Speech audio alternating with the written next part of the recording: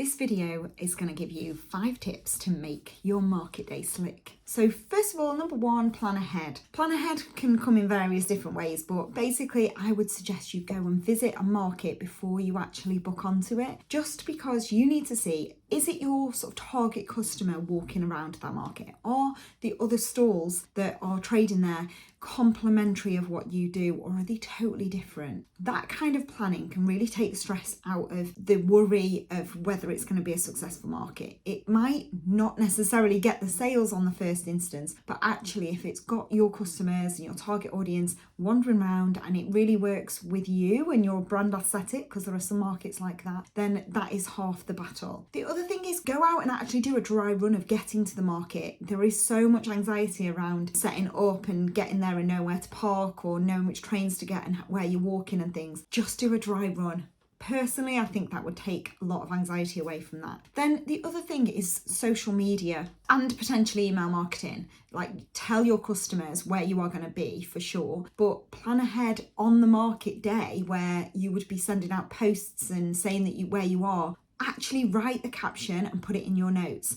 The one good thing about that is you are thinking about all the things that you need to put in your caption. The amount of times I've seen people go, I'm here, I'm at my market, and it's like, that's wonderful, but where in the world are you? So yeah, make sure in your caption it's really clear about where you are. You've tagged, if a pedal member, you've tagged pedal, you've tagged the organisers, and you can even tag more people when you get to the market because you can see who's around you. But I would have that caption written in your notes. Then all you have to do is grab a photo and then post it, and it's easier, and then you can share it to stories and stuff like that. That's number 1. Number 2 is practice. I would practice your stall setup for sure. If it's been like over Christmas and you're then changing it into January, or you are moving into the Christmas season and your stall's changing, or you've had a big break away from selling at markets, practice it and maybe even take photographs of where everything goes, just so that takes the concern about, oh God, did it really well? You might have practiced it and didn't take a photograph.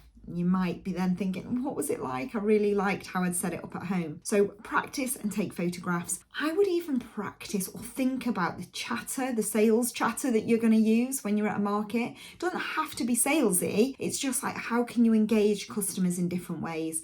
And also I would practice that. I would just try different ways and see which ways kind of stick or what people like. And then also, if it's one of your first time out at a market, practice using your card reader. Practice, because that is a stress in itself. And if you have no internet, like, how do you pull the internet back and how do you get your card reader working? Practice alternatives in case your card reader doesn't work. There are QR code alternatives that you can use. Then number 3 is a checklist. We actually give out a free checklist as people join our Stallholder newsletter because we think it's essential. Having a checklist that allows you to just check that you have everything packed ready for your market is really helpful. So if you want to join our newsletter, I'll tag it in the link in the comments below, so then you can just click the link, join our Stallholder newsletter, of which we send a couple out every month, and it's just stallholder related topics. So it doesn't matter in what country you are, where you're selling, it will all be useful content for you. And it's content like this, to be honest, that goes into these emails. So